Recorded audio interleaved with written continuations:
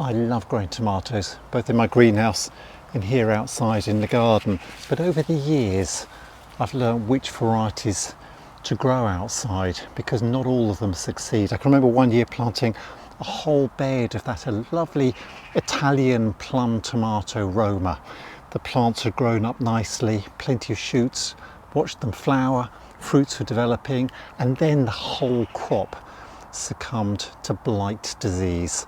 Phytophthora infestans, which attacks the leaves, destroys the plants, infects the fruits, and I ended up not being able to pick a single fruit. From that day on, I've just tried to choose varieties to grow outside that have got natural inbuilt resistance to blight disease. And this is one of my favourites. This is Mountain Magic. I've grown this for many years now outside, and it hasn't succumbed to blight at all. I'm now towards the end of August. Really good crops of fruits developing, ripening up nicely in the summer sunshine. Gives you a really decent sized fruit, good for using in salads or good for cooking too. Now, Mountain Magic is a really generous cropper. This truss here has got 15 fruits in it. So I'll just pick these as they ripen, pick the red ones as they ripen up and leave the others. I think I'm going to leave that in the sunshine to get a little bit redder before I pick it. It will develop a much better flavour. But just keep picking as the fruits ripen. So the fruits themselves, again, you can just literally usually just grab a fruit at the top and twist it where the knuckle is, and the fruits will come off nicely. But the others I'll leave to ripen up in the sunshine. I really hope you enjoyed this video, and if you do, please give it a thumbs up and subscribe to my channel, Adam's Gardening Guides on YouTube. I've got dozens more videos on my channel which I hope you'll enjoy too, so check those out. Thank you. Now, the plants themselves are grown as cordons, which means you grow them as a single stem. You'll pinch out any side shoots that develop and you'll take the plants up. And these plants, by the end of August, are already about 5 foot in height. And over the next few weeks, I'll be just seeing whether I pinch the tips of those shoots out to actually stop the plant producing further growth and flowers, so that as we move through September, the flowers which have formed will set fruits, and those will ripen. I don't want to go on encouraging the plants to put on more growth, which will be wasted because it'll be towards the end of the season, the flowers won't form decent fruits and so on. Of course, any green fruits that develop later in September into October, I can pick off and I can ripen those indoors. I usually just put them in a tray, put a ripe banana on top, and they will ripen up nicely indoors. But at the moment, I've got some really decent crops of fruits outside. Now, the plants themselves, as I said, already about 5 foot in height.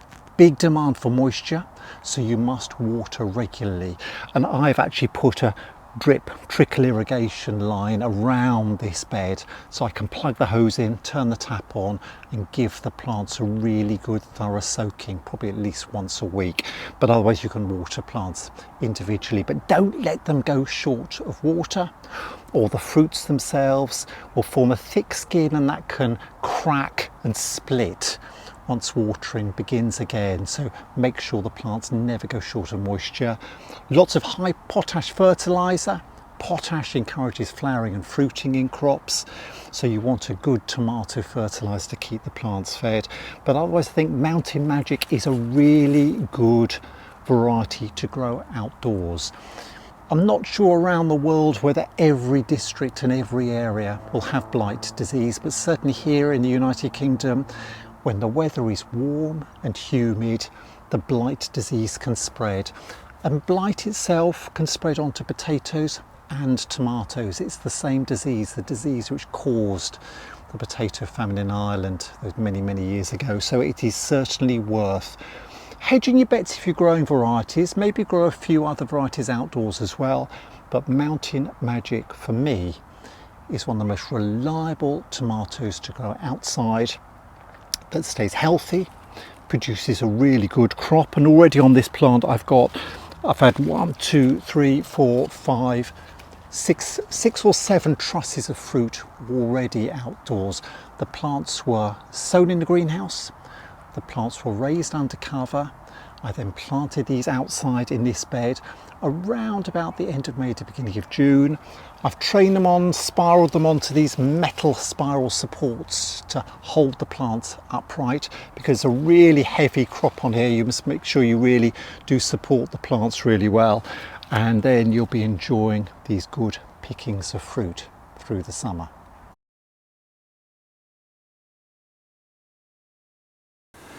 I'm growing 4 varieties of tomato in a greenhouse this year. My favourite is Gardener's Delight, small cherry-sized tomato. Lots of people say it is the very best for flavour. I remember asking Alan Titchmarsh once what his favourite tomato was, and Gardener's Delight came out top of his list. Second is a variety called Shirley. Shirley is a standard greenhouse tomato, good sized crop, great to grow in a greenhouse and under cover.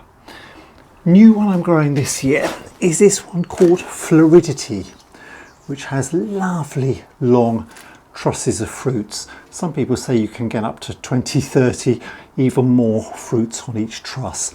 It's a little plum-shaped tomato. In taste tests that people have done in the past, it's come out as one of the sweetest new tomatoes. So really good, promising one. I'm looking forward to growing that one. Lastly, I've got a variety called Akron. Akron in trials produce one of the biggest crops of all. That is a new one I'm really looking forward to. Shirley and Gardener's Delight have both got awards of garden merit as well. So 4 varieties of tomato, all growing in these pots. Really looking forward to trying these this summer. Combination of varieties to put into salads and also to use for cooking and making tomato soups and sauces.